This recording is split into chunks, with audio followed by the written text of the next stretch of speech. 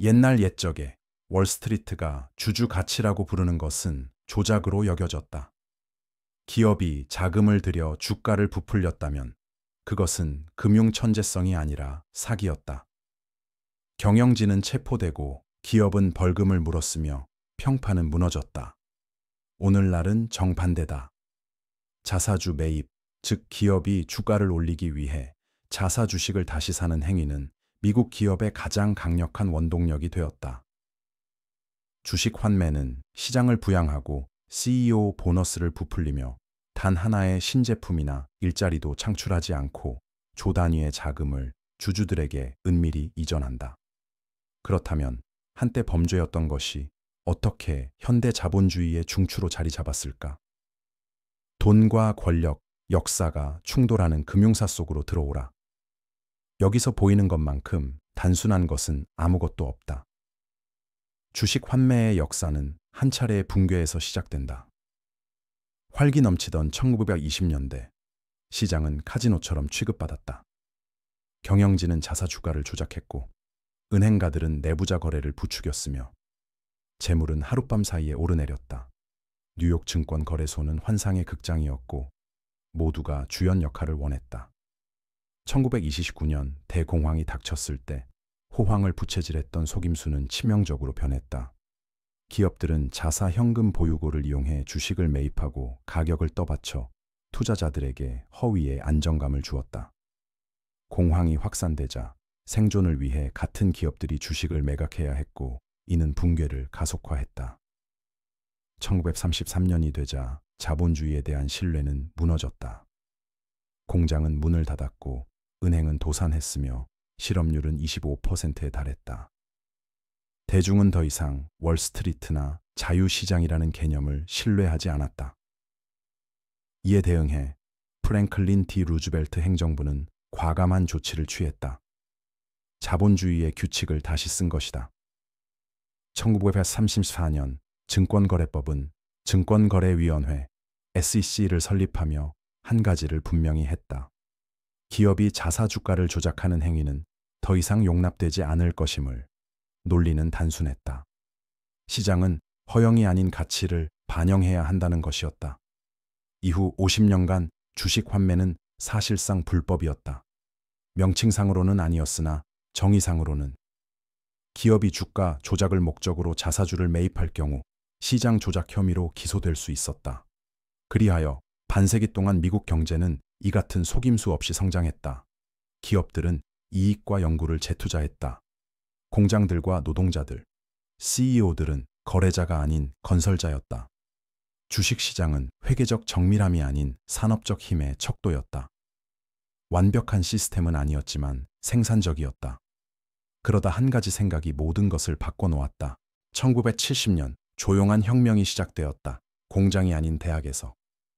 밀턴 프리드먼 같은 경제학자들은 기업의 유일한 책임은 주주 가치 증대라고 주장하기 시작했다. 많은 기업 리더들에게 이는 해방이었다. 수십 년간 안정성과 고용으로 평가받던 그들은 이제 진짜 중요한 것, 즉 주에 집중할 수 있었다. 1980년대에 이르러 이 철학은 완벽한 정치적 시기를 만났다. 로널드 레이건이 규제 완화, 작은 정부, 시장에 대한 믿음을 약속하며 권력을 잡았다. 월스트리트가 부상했다. 투자자들은 더 높은 수익을 원했고 CEO들은 유연성을 원했다. 그리고 미국 기업들은 실질 성장이라는 느린 과정을 기다리지 않고 주가를 끌어올릴 방법을 원했다. 그들은 자신이 구축한 것을 바꾸고 싶지 않았다. 단지 그 모습이 어떻게 보이는지를 바꾸고 싶었을 뿐이다. 1982년이 찾아왔다. 거의 주목받지 못한 가운데 미국 증권거래위원회 SEC는 조용히 실비일팔 규정을 통과시켰다. 단 한 페이지에 불과한 이 규정은 이후 40년간 자본주의의 모습을 재편하게 될 운명이었다. 이 규정은 소위 안전항을 마련했다. 기업이 느슨한 일일 한도 내에서만 자사주를 매입할 경우 시장 조작 혐의로 고발당하지 않도록 허용한 것이다.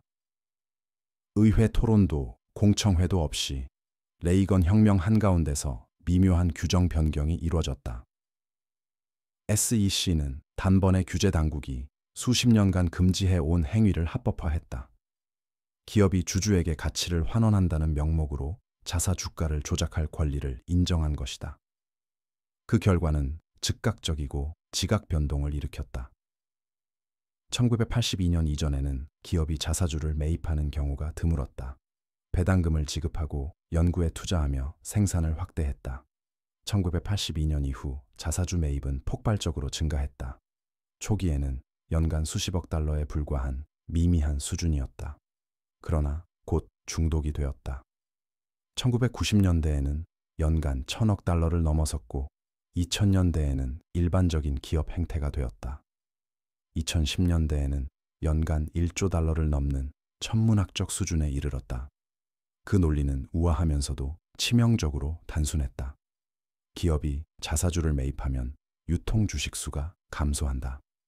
유통 주식 수가 줄면 주당 순이익 EPS이 상승한다. 총 이익이 동일하더라도 서류상으로는 기업이 더 수익성이 높아 보인다. 주가가 오르고 경영진 보너스는 이 가격 상승에 연동되어 급증한다. 신제품도 신규 일자리도 없이 순전히 수학적 계산이었다. 이는 자본주의의 작동 방식이 아니었다. 회계가 연금술로 변한 것이었다. 자사주 매입은 기업의 성형수술과 같아졌다. 내부를 바꾸지 않고도 더 젊고 가치 있게 보이려는 수단이었다. 월스트리트는 이를 열렬히 환영했다. 1990년대에는 이 수법이 예술의 경지에 이르렀다. 스톡옵션 기반 보상으로 부유해진 기술 기업들은 동일한 보너스로 인한 희석을 상쇄하기 위해 자사주를 매입하기 시작했다. 사실상 주주들의 돈으로 자신들의 급여를 부풀린 셈이다. 그러다 2008년 금융위기 이후 납세자들이 은행들을 구제했다. 바로 그 기관들이 이후 10년간 이익과 종종 차입금을 활용해 자사주를 매입했다. 2009년부터 2019년까지 미국 상위 500대 기업은 자사주 매입에 6조 달러 이상을 지출했다. 이는 모든 신규 자본 투자 총합보다 많은 금액이다. 자사주 매입은 회복 탄력성을 키우지 않는다. 환상을 키울 뿐이다. 시장이 건강해 보이게 만들다가 결국 그렇지 않음을 드러내고 기업이 부유해 보이게 만들다가 현실이 따라잡을 때까지 버틴다. 그러나 비판자들이 개혁을 요구했음에도 월스트리트는 이를 효율적이라 방어했다. 주가를 숭배하는 시스템에서는 외관보다 중요한 것이 없기 때문이다. 자사주 매입이 일상화될 무렵 미국 기업의 성공 기준 자체가 변해 있었다. 성장은 더 이상 새 공장, 신제품, 새로운 아이디어를 의미하지 않았다. 더 적은 주식과 더 높은 주가를 의미했다. 경제는 내향적으로 변했다. 기업들은 스스로를 먹이로 삼았고 투자자들은 실제가 아닌 부의 반영을 쫓았다. 이 환상에 적응한 것은 기업들만이 아니었다. 정부도 마찬가지였다. 상승하는 주가는 안정성의 정치적 증거가 되었다. 대통령과 총리들은 시장이 모든 것이 순조롭다는 증거라고 지적했다. 중앙은행들은 이를 생명 징후처럼 주시했다. 새로운 질서 속에서 주식시장이 높은 수준을 유지하는 한 누구도 환자가 아프다고 감히 말하지 못했다. 그러나 환상의 문제는 바로 그 점이다. 사람들이 믿는 한에서만 지속된다는 것이다. 1980년대 자사주 매입이 처음 급증했을 때 이를 옹호하는 이들은 효율적인 자본 배분이라고 주장했다. 기업에 여유 자금이 있다면 왜 낭비하지 않고 주주에게 돌려주지 않겠는가? 서류상으로는 타당해 보였다. 실제로는 현금 흐름을 주주와 경영진에게 집중시켜 시스템을 텅 비워버렸다. 기업들은 장기적 회복력에 대한 투자를 중단했다. 연구 개발은 둔화되었다. 임금은 정체되었고 생산성은 정체되었다. 한편 경영진은 그 어느 때보다 부유해졌다. 경영 능력이 뛰어나서가 아니라 규칙이 더 높은 보너스를 사도록 허용했기 때문이다. 그들의 보상 패키지는 주계에 연동되었고 자사주, 매입은 주가를 올리는 가장 쉬운 방법이었다. 이것이 합법화된 조작에 숨겨진 천재성이다. 시스템을 파괴하지 않는다. 시스템 자체가 되는 것이다. 2018년까지 미국 기업들은 자본 투자보다 자사주 매입에 더 많은 비용을 지출했다. 애플, 마이크로소프트, 엑슨모빌만 해도 전체 기업 자사주 매입의 20% 이상을 차지했다. 산업 전체가 주식 관리 기계로 변모했다. 항공사, 소매업체, 심지어 한때 혁신의 상징이었던 기술 대기업들조차 이제 주로 금융기관이 되었다. 그들의 주요 상품은 하드웨어나 서비스가 아니라 주주 수익이었다. 2008년 위기가 이를 종식시켰어야 했다. 경제가 붕괴했을 때 시스템이 얼마나 취약해졌는지 분명해졌다. 그러나 개혁 대신 구제금융이 환상을 되살렸다. 중앙은행들은 시장을 값싼 돈으로 넘쳤다. 부채는 거의 공짜가 되었다. 기업들은 차입으로 자사주를 매입하며 현대사상 최대의 부의 이전을 일으켰다. 2010년부터 2020년까지 미국 기업들은 자사주 매입에 7조 달러 이상을 쏟아부었다. 이는 일본의 GDP 규모다. 전체 주식의 절반 이상을 소유한 상위 1%가 거의 전부를 가져갔다. 노동자들은 실업만 안았다. 경영진은 사상 최대 보너스를 받았다. 그리고 그렇게 순환은 더 큰 규모로 반복되었다. 팬데믹이 닥쳤을 때 기업들은 그 어느 때보다 높은 부채 비율을 기록했다. 매출이 사라지자 수년간 자사주 가격을 부풀려 온 바로 그 기업들이 공공구제 금융을 받기 위해 줄을 섰다. 회복 탄력성을 구축할 수 있었던 자금은 사라지고 주가 최고치와 분기별 보너스로 전환되었다. 환상은 완성되었다. 이익이 가치를 대체했고 생존은 다음 분기의 문제가 되었다. 주식 환매는 더 이상 단순한 금융수단이 아니었다. 그것은 이념이었고 창조보다 착취를, 인내보다 효율을 보상하는 체제의 상징이었다. 불평등에 미치는 영향은 엄청났다. 매환매는 이미 주식을 보유한 자들을 더욱 부유하게 만들었다.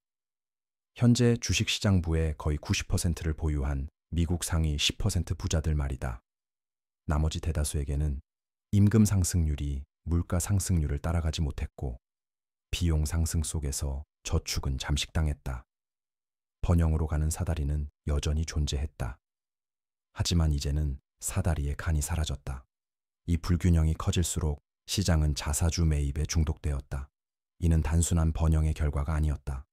번영의 환상 그 자체였다. 자사주 매입이 없으면 주가는 떨어졌다. 그래서 기업들은 이를 유지하기 위해 더 많은 빚을 냈다.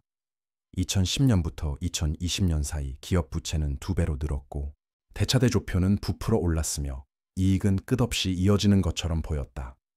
시스템이 돈을 창출하는 속도보다 재활용하는 속도가 더 빨라졌기 때문이다. 과거 조작이었던 것이 이제는 통화 정책이 되었다. 시장이 붕괴할 때 공포에 빠지는 건 투자자들만이 아니기 때문이다. 정부도 마찬가지다. 한때 조작을 금지했던 바로 그 기관들이 이제는 신뢰 유지를 위해 조작에 의존한다. 높은 주가는 대중을 진정시키고 연금을 부양하며 지도자들을 유능해 보이게 만든다. 그리하여 환상은 조용히, 아름답게, 위험하게 계속해서 커져만 간다. 이게 익숙하게 들린다면 당연하다. 1920년대도 같은 연료로 움직였다. 값싼 돈, 부풀려진 주식, 끝없는 성장에 대한 믿음. 그리고 그때와 마찬가지로 경고 신호는 사방에 널려 있다. 시스템이 생산성보다 외관을 중시하고 다수가 의존하는 숫자를 부풀리는 소수를 보상할 때, 자본이 순환을 멈추고 집중되기 시작할 때, 붕괴는 단지 시간 문제일 뿐이다. 자사주 매입은 강세의 신호, 기업이 스스로를 믿는 증거여야 했다. 그러나 오히려 더 이상 그럴 필요가 없다는 증거가 되었다. 과거를 사들여 이익이라 부를 수 있는데 왜 미래에 투자하겠는가? 이것이 궁극의 아이러니다. 한때 시장을 파괴했던 바로 그 메커니즘이 이제는 시장을 유지하는 수단으로 찬사를 받는다. 과거에는 조작이었던 것이 이제는 효율성이라 불린다. 불법이었던 것이 이제는 성장의 핵심 동력이 되었다. 그리고 역사는 그 길이 어디로 이어지는지 정확히 알려준다. 자사주 매입을 깊이 연구할수록 그것은 과거의 모든 금융버블과 닮아 있기 때문이다. 자신의 반영에 중독된 경제, 안정성을 위해 상승하는 가격에 의존할수록 그 안정성은 더 취약해진다. 이는 진정한 성장이 아니다. 중력이 지연된 것일 뿐이다. 그리고 사이클이 깨지고 신뢰가 결국 그 자체의 무게 아래 붕괴할 때 그 피해는 섬뜩할 정도로 익숙해 보일 것이다. 혁신의 붕괴가 아니라 신뢰의 붕괴다. 투자자들만 파산시키는 것이 아니라 시스템 자체에 대한 믿음마저 무너뜨리는 그런 종류의 붕괴다. 자사주 매입은 단순히 기업의 탐욕에 관한 이야기가 아니다. 권력이 규칙을 재작성하는 방식에 관한 이야기다. 1934년 시장 파괴를 이유로 조작은 불법화되었다. 1982년 시장 호황을 연출한다는 이유로 합법화되었다. 이는 진보가 아니다. 정교함으로 위장한 퇴보다. 역사상 가장 값비싼 환상은 거품이 아니다. 믿음이다. 영원히 신뢰를 찍어낼 수 있다는 믿음, 그리고 화면의 숫자가 시스템을 구축한 근본적 가치를 대체할 수 있다는 믿음. 다음 심판은 폭락이 아닌 깨달음에서 올 것이다. 사람들이 부풀려진 가격을 번영으로 착각하는 순간이 끝나는 때, 그 믿음이 무너지면 그 믿음이 지탱해온 모든 환상도 함께 무너질 것이기 때문이다. 주식 환매는 시장 효율화를 위해 합법화됐다. 그러나 목적 없는 효율성은 가속화된 쇠퇴일 뿐이다. 한때 조작을 범죄로 규정했던 시스템이 이제 그에 의존한다. 그 결과는 자본주의가 아니다. 안무다. 쇠퇴를 성공처럼 보이게 설계된 춤이다. 이 글이 새로운 시각을 제공했다면 구독을 눌러주십시오. 역사가 답을 가지고 있다. 내가 그 답을 찾을 곳을 보여드리겠다.